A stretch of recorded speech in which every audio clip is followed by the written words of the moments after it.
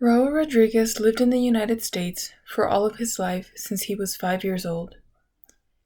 His whole life he believed that he was a citizen of the United States of America, but in actuality, he was born in a house just outside Matamoros, and his parents obtained a false birth certificate just 2 months after he was born. They kept this a secret from him for as long as they could, and even though his whole life he had shown a valid birth certificate and everyone believed that he was a citizen, he was still discriminated against. Growing up, kids around him would make fun of him for the color of his skin and would even call him names like wetback. He was never exactly treated fairly. Afterwards, he knew that he wanted to be accepted as well as prove his peers wrong, so for 5 years, he joined the army as a recruit. Rodriguez had always admired the authority of ICE agents, so after his 5 years of serving in the Navy, he became an officer at the border and did this for over 2 decades. His family was proud of him, but they also felt betrayed because he had been deporting his own people.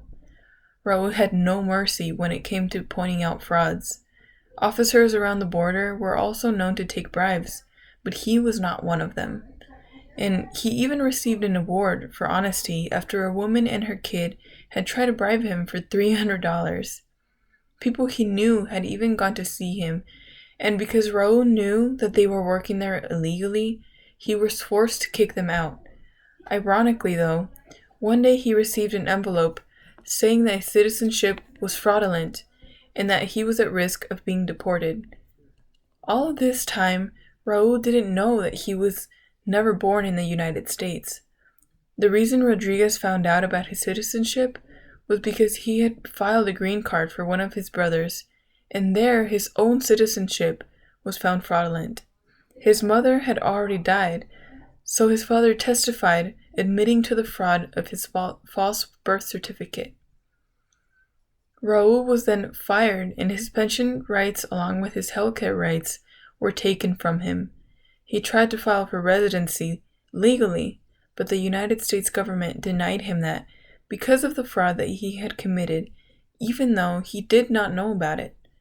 The only leniency that he was ever given was to lower his felony to a misdemeanor, because a fraud in citizenship is a major issue. And he was given 2 years to return to his work, but it had to be legally. The whole situation was now going to affect not only him, but his family. The son that he and his wife had would now have to apply for a green card through his own wife.